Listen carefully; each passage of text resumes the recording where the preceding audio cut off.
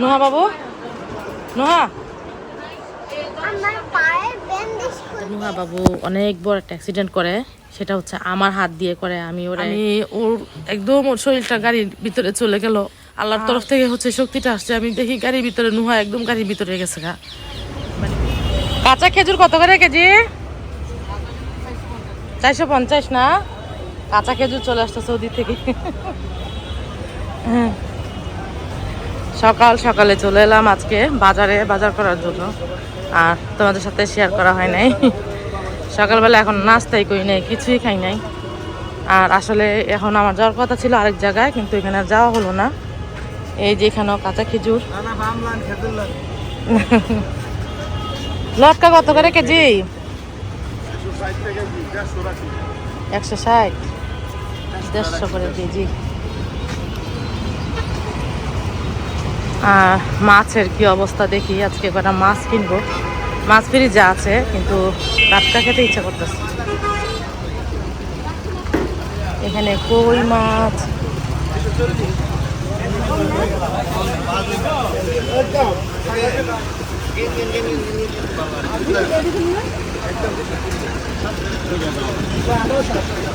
ইলিশ মাছ,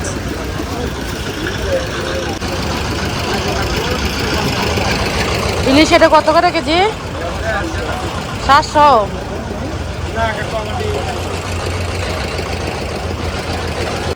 আবদুল্লাপুরের স্টানে আমার বাজার করতে এত বেশি লজ্জা লাগে। আর দেখো, আজকে একদম মানুষ কম ছিল। দুপুরবেলায় মানুষ কম থাকে, বাট রাত্রেবেলায় এত বেশি মানুষ থাকে, বিকেল থেকে রাত্রে পর্যন্ত। আর দুপুরে আসলে না, এই যে এই সময়টার মধ্যে আসলে মানুষও কম, আবার শাকসবজিও তেমন ভালো পাওয়া যায় না। আর এই যে বামে ডাব, শুটকি, ডাইনে আম, ডাইনে লেবু, আর এখানে সব কিছুই পাওয়া যায়।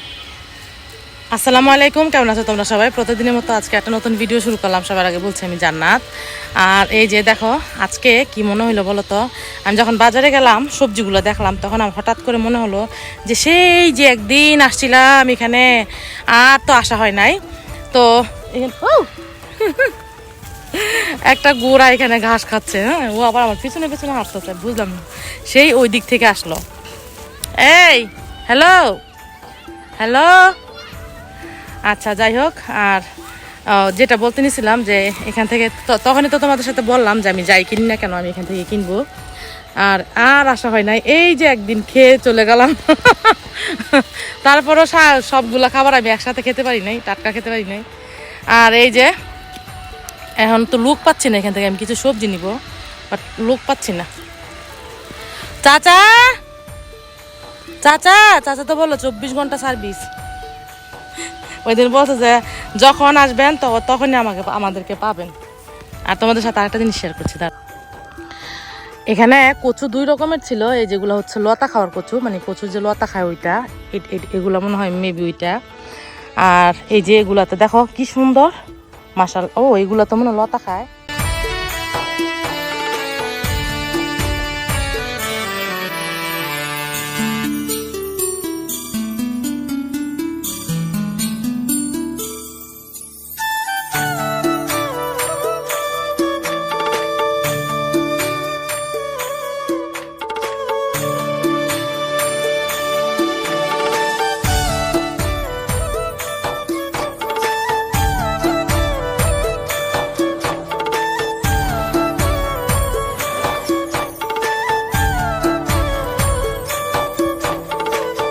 চলে যে বাসায়,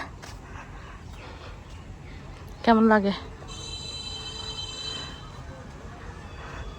পেঁপে ছিল, পেঁপে মনে হয় বিক্রি করে।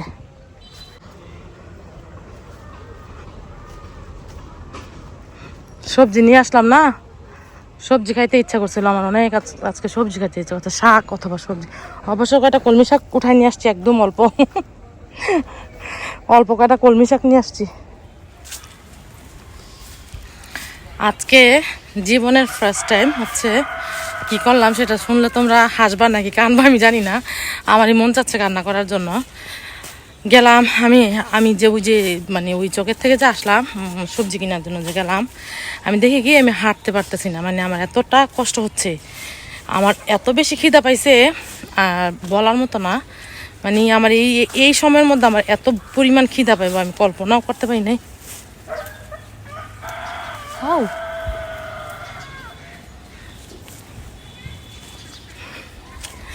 তো খিদা পাইছে, তারপরে কি করলাম, নজরুলের শ্বশুরবাড়িতে গিয়ে উঠলাম। মানে আমি হাঁটতে পারতাছি না, আমি মনে হইতেছে কি আমি তারা মানে খাড়াই রয়েছি, খাড়া থেকে হচ্ছে পড়ে যাবো এরকম। হঠাৎ করে রোদ্রে যাওয়ার কারণে নাকি কি বুঝলাম না। তো হ্যাঁ ভালো, আপনি ভালো আছেন? হ্যাঁ না আমি কথা বলতেছি, এখান থেকে যাওয়া যায় নাকি রাস্তা নাই না? তো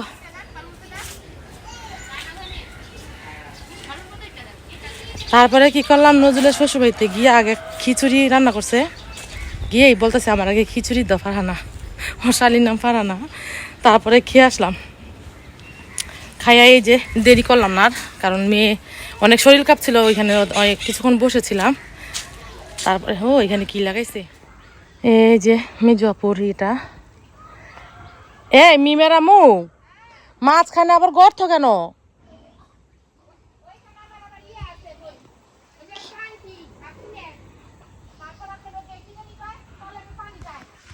ও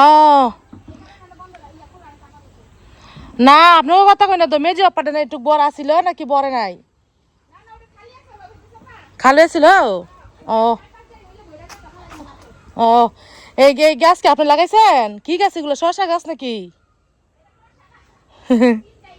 চিমটেল গাছ না?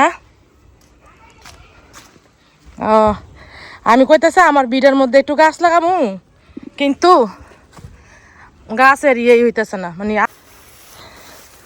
আজকে আমি পরেছি একদম নিউ জুতা, এই যে দেখো একদম নতুন। আর আজকেই হচ্ছে এই জঙ্গল, ক্ষেত, জমিন যা আছে সব কিছু হাঁটছি, আর জুতাগুলোর জন্য ভাবছি জুতাগুলো নাকি নষ্ট হয়। আর এই যে দেখো ভয় পাচ্ছি রাসেল বাইপাসের জন্য। এটা হচ্ছে আমার জায়গাটা।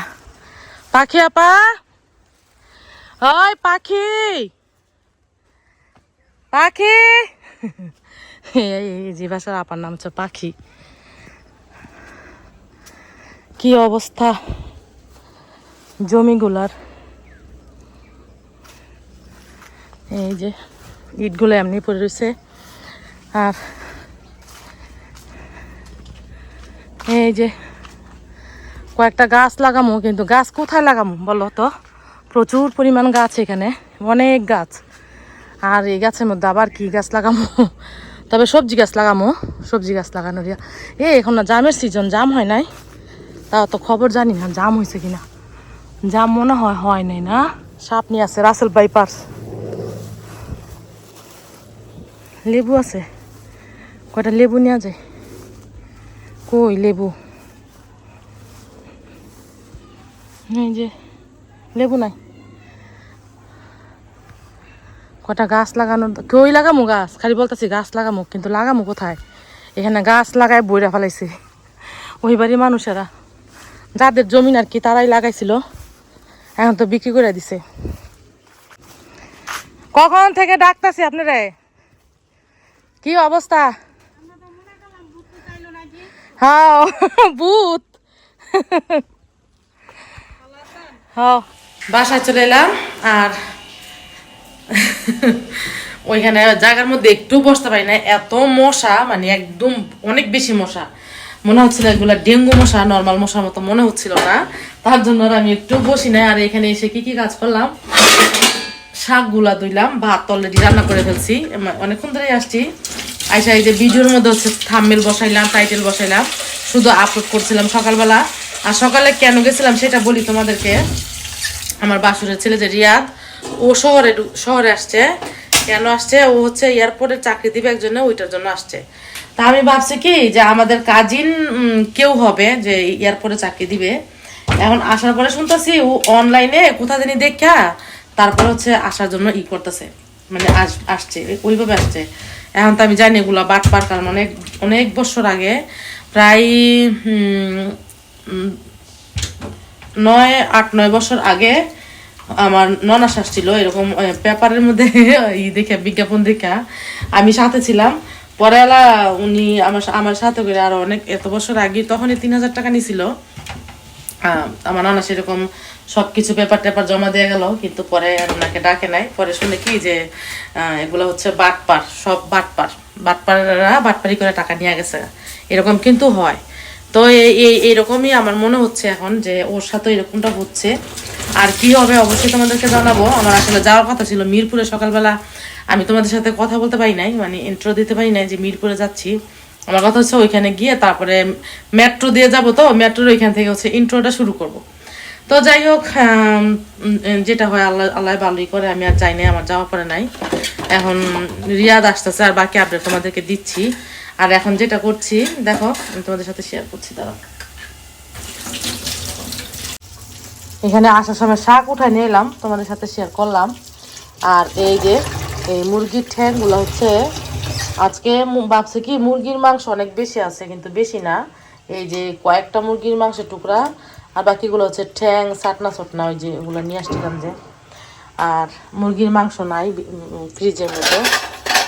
এখন এই যে ঠ্যাংগুলাকে যে একটু একটু ময়লা দেখো দেখাই যাচ্ছে, ঠ্যাংগুলো একটু ই করে নিই, পরিষ্কার করে নিই। আর মাথাগুলো হচ্ছে ফেলে দেবো, মাথা খাই না। আর আমার নানার বাড়ি থেকে যে আম নিয়ে আসছিলাম, এই যে আমগুলা পচাইছি এত কষ্ট করে গাড়ি দিয়া আইসা নিগিয়া, তারপরে কি করলাম, আমগুলা পচাইলাম। আমার স্বভাবই হচ্ছে এটা, দিনাজপুরের আম।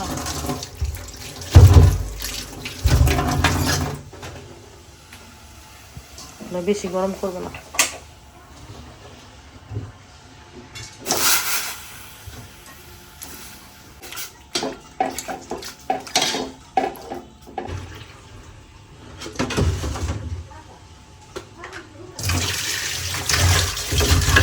এখানে আমি ডালটা অলরেডি রান্না করে নিলাম, এখন হচ্ছে ডালটা ফোড়ন দিব। এই যে দেখো শুকনো মরিচ দিয়ে দিব, কারণ আমার কাঁচামরিচ শেষ, আর কাঁচামরিচ নিয়ে আসতে খেয়াল নাই। আর এখানে রান্না করার জন্য সব কিছু রেডি করে নিলাম, মুরগির মাংস, শাক, শাকটাও কেটে নিলাম একদম চিকুন করে। এই যে এখন ডালটা ফোড়ন দিয়ে এটার মধ্যে হচ্ছে শাকটা ভেজে নেব।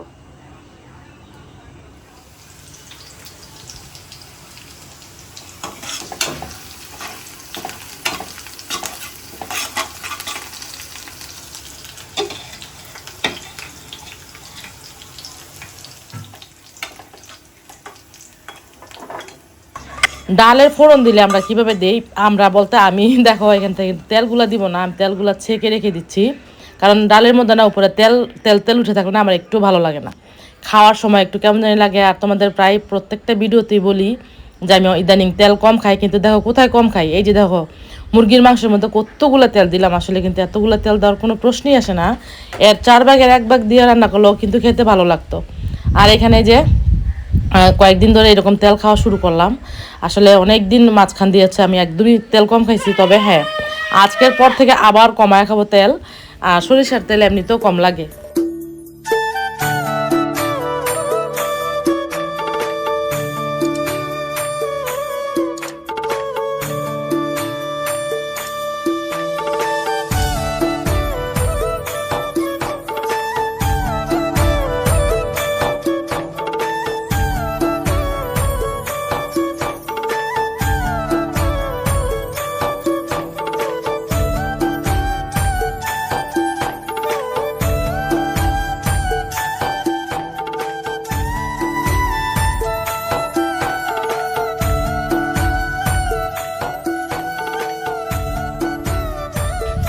এখানে আদা রসুন গরম মশলা যা ছিল সব কিছু দিয়ে হচ্ছে মুরগিটা বসা দিলাম। আর একটু গিলা ছিল, একটা বাকি ছিল সিংয়ের মধ্যে গিয়ে দেখি যে একটা হয় নাই। আর এই যে দেখো সুন্দর করে ভালো করে কষিয়ে তারপরে হচ্ছে ঝোলটা দিয়ে দিব। আর আজকে কী রান্না করবো, শাক ভাজা, মসুরের ডাল, আর হচ্ছে মুরগির মাংস তরকারি। এখানে কয়েকটা মাংসের টুকরা ছিল, এগুলো মিলাই হচ্ছে পাতিল ভরে রান্না করছি, কারণ মেহমান আসতেছে, সবাই মিলিয়ে খাবো। রান্না বান্না শেষ। আর এই যে আজকের ওয়েদারটা অনেক সুন্দর, মাশাআল্লাহ তাবারাকাল্লাহ। দেখো আকাশটাও ভীষণ সুন্দর। এই যে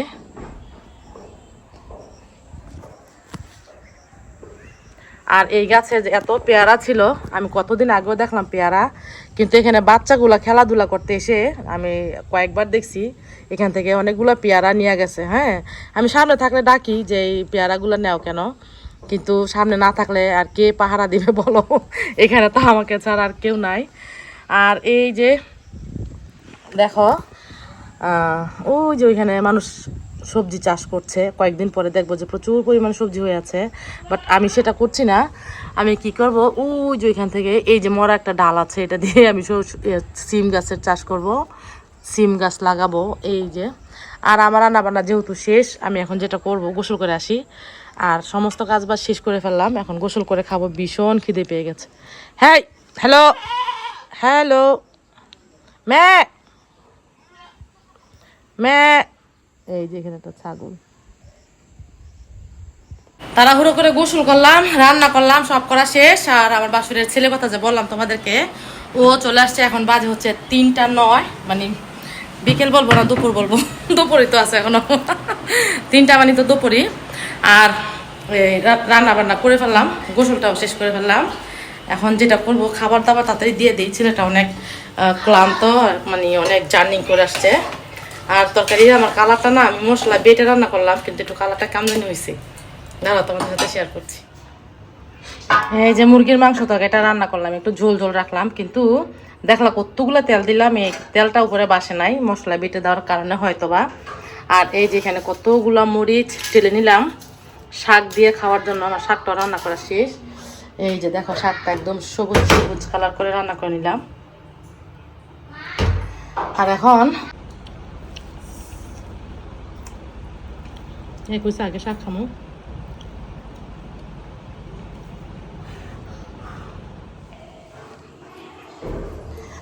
এখন বিকেল টাইম, আর একটু বাহিরে যাচ্ছি। আজকের ওয়েদারটা কি সুন্দর, মাশাআল্লাহ তাবারাকাল্লাহ। যদিও রোদ তেমন একটা পছন্দ না, বৃষ্টি পছন্দ, তারপরে কয়েকদিন যাবৎ বৃষ্টি বৃষ্টি বৃষ্টি। হঠাৎ করে এরকম রোদটা আসলে ইমার্জেন্সি দরকারও থাকে মানুষের, কারণ এত বৃষ্টি থাকলে দেখা যায় কি কাপড় চোপড় সব কিছু একদম মানে ভেজা ভেজা থাকে, কেমন জানি চিকচিকা থাকে, তার জন্য হচ্ছে একটু রোদের প্রয়োজন। আর দেখো, বিশ্বাস করো, ছাগলগুলোকে দেখে মনে হচ্ছে যে ওরা হচ্ছে পৃথিবীর মধ্যে সবচেয়ে সুখী। হ্যাঁ, কি সুন্দর করে রিল্যাক্স করে হচ্ছে একটা আড্ডা দিচ্ছে ঘুমন্ত অবস্থায়। আর এই যে এখানে প্রচুর পরিমাণ ঘাস, আমার মনে হচ্ছে যে আমি কয়েকটা ছাগল কিনে নিই, এরকম দিয়ে রাখলে তো হয়ে যায়। কিন্তু তা না, ছাগলের প্রতি একটা যত্ন নিতে হয়, হয়তো সেটা পারবো না, সাহস লাগে না। আর এই যে প্রকৃতি একদম সবুজ কালার, এই যেগুলো দিয়ে এখন হচ্ছে এই আমাদের এই রাস্তা দিয়ে কিন্তু স্যাঙ্গা বের হয়, কালো কালো স্যাঙ্গা, ভয় লাগে। তোমাদের বাড়ি কোথায়? রসুলপুর। আর এই যে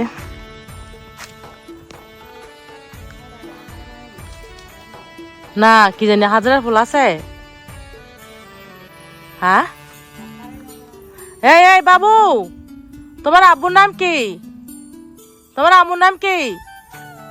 আম্মু আম্মু, মুনা মুনা। আচ্ছা যাই হোক, আমরা ভাবছিলাম এখানে একটু বসলাম, তোমাদের সাথে একটু খোলামেলা কথা বলবো, বিকেল টাইম এখন। আর সত্যি খুব মন খারাপ লাগছে। একটা জিনিস আমার ভিতরে সারাক্ষণ, মানে অনেক বেশি কষ্ট পাচ্ছি, যে কষ্টটা আসলে প্রকাশ করার মতো না, প্রকাশ করিও না, কারণ কষ্টগুলো না প্রকাশ করার মতো না, কষ্টগুলা কখনোই প্রকাশ করার মতো না। সুখটা প্রকাশ করা যায়, বাট কষ্টটা প্রকাশ করা যায় না, কারণ সুখী একটা মানুষের দেখলে মানুষ বুঝতে পারে যে এটা সুখ, এই মানুষটা একটু সুখে আছে, বা তার চলাফেরাই বলা যায়। কিন্তু দুঃখ থাকলে যদি কেউ না বলে যে আমার কষ্ট, তাহলে কিন্তু মানুষ বুঝতে পারে না যে তার কষ্ট করার নাই। আমাদের নুহা বাবু অনেক বড় একটা অ্যাক্সিডেন্ট করে, সেটা হচ্ছে আমার হাত দিয়ে করে। আমি ওরে মানে ওই সিনারিটা আমি তোমাদের সাথে করতে পারবো না, মানে শেয়ার করতে পারবো না। সিনারি কখনো, আমার চোখের সিনারিটা আমি কখনো তোমাদের সাথে শেয়ার করতে পারবো না, মুখ দিয়ে শুধু বলতে পারবো। কিন্তু আমি যখন চোখ বন্ধ করি, তখন আমি ওই সিনারিটা আমি দেখতে পাই, আমার অনেক খারাপ লাগে। আমরা এক জায়গায় যাব বেড়াতে, মানে বেড়াতে যাচ্ছিলাম, তখন হচ্ছে আমরা রেডি হয়ে গেলাম, নুহা বাবুকে নিয়ে যাব, তাসমিয়া আমার সাথে, নুহা বাবু আমার সাথে। কিন্তু তো আমি বললাম যে নুহা চলো, এই কথা বলছি, আমি বললাম আমার হাতটা বাড়াইছি যে ও আমার হাতে এসে ধরবো, কিন্তু ও আবার আমার হাতের দিকে তাকায় নাই। ও যদি আমার হাতের দিকে তাকাইতো তাহলে ও কখনো একা একা যাইতো না, আমার সাথে আসতো। তো ও কি করছে, একটা দৌড় দিছে, মানে রোডের মধ্যে দৌড় দিছে। আর এই পাশে থেকে একটা গাড়ি এসে একদম, মানে ওই সিনারিটা আসলে তোমাদেরকে বুঝাইতে পারবো না যে একটা মায়ের জন্য এত কষ্ট এটা। আমি ওর একদম ওর শরীরটা গাড়ির ভিতরে চলে গেল, আর আমি ওরে বিশ্রয় পেতেছি না যে নুহা কই। তখন হচ্ছে আমি দৌড়াইয়া গেছি। আল্লাহ যে আমার ওই তখন কি শক্তিটা দিছে আল্লাহ, সেটা জানি না। আল্লাহর তরফ থেকে হচ্ছে শক্তিটা আসছে। আমি দেখি গাড়ির ভিতরে নুহা একদম গাড়ির ভিতরে গেছে গা, মানে ওর পাটা আর ওর শরীরটা হচ্ছে গাড়ির বাহিরে কিন্তু পিছনে, আর ওর পা একদম ওর পায়ের উপরে হচ্ছে গাড়ির চাকাটা উঠে দিছে। আমি কি করছি, ওই লোকটার আর বলি নাই যে গাড়ি কিভাবে সরাইবেন বা কি, এগুলো কিছুই বলি নাই। আমি গাড়ির থেকে একদম নিচে গাড়ি জোরে টান দিয়ে হচ্ছে গাড়িটা সরাই আমি বাচ্চাটাকে বের করলাম। তখন দেখি যে ওর পায়ের চামড়াটা, পায়ের একদম যে মেন চামড়াটা, ওই পুরাটা চামড়া মানে এতটুকু ছিলে হাড্ডি বের হয়ে গেছে। তখন আমি যে নিজে কি করলাম আসলে আমি নিজেই জানি না। গাড়িওয়ালা কে, কার সাথে কি রাগারাগি করবো কি করবো, আসলে ওইরকম তখন মানসিকতা ছিল না। পরে সোজা কোলে করে নিয়ে ডাক্তার কাছে নিয়ে গেলাম। ডাক্তারে আমার পরিস্থিতি দেখে বললো যে আপনি কোনো টেনশন করেন না, ওর কিছুই হয় নাই, জাস্ট একটু ছিলে গেছে। কিন্তু আবার মনে হচ্ছিল পা ভেঙে গেছে নাকি কি হয়েছে নাকি কি। তখন আমার ভিতরে আমি ছিলাম না। আমি মনে হচ্ছিল যে আমি কি হইলো, আমি কিছুই বুঝতে পারতেছি না, মাথাটা পুরো আমার হ্যাং হয়ে গেল। তা আলহামদুলিল্লাহ এখন নুহা অনেকটা সুস্থ আছে, তোমরা ওর জন্য দোয়া করো। আর আমি কিছুই বলতে পারছি না, আর এটা মনে হলো যে তোমাদের সাথে একটু শেয়ার করি। এটাও করলাম। আর আজকে যাবো নুহাদের বাড়িতে, আর গিয়ে তোমাদের সাথে শেয়ার করব আগামী ব্লগে। নুহা বাবু, নুহা তাকাও।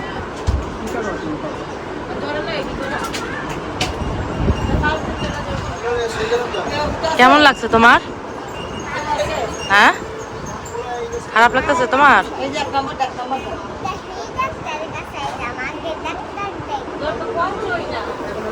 তাই আমার পায়ের ব্যান্ডেজ খুলতে এসেছি। তাই এটা হচ্ছে অ্যাক্সিডেন্টের 3 দিন পরের ভিডিও। আর যেদিন অ্যাক্সিডেন্ট করছে ওই দিন ভিডিও করার মতো কোনো শক্তিই ছিল না, আর কখনো থাকলেও করা, এগুলো মেমোরিতে থাকবে না যে এটা ভিডিও করতে হবে, কাউকে দেখাতে হবে এরকম। আর এই যে এটা হচ্ছে ড্রেসিং করার সময় তোমাদের জন্য একটু ভিডিও ক্লিক করে রেখেছিলাম দেখানোর জন্য। আর আজকের মতো ভিডিওটা এখানে শেষ করে দিচ্ছি। তোমরা সবাই ভালো থেকো, আল্লাহ হাফেজ।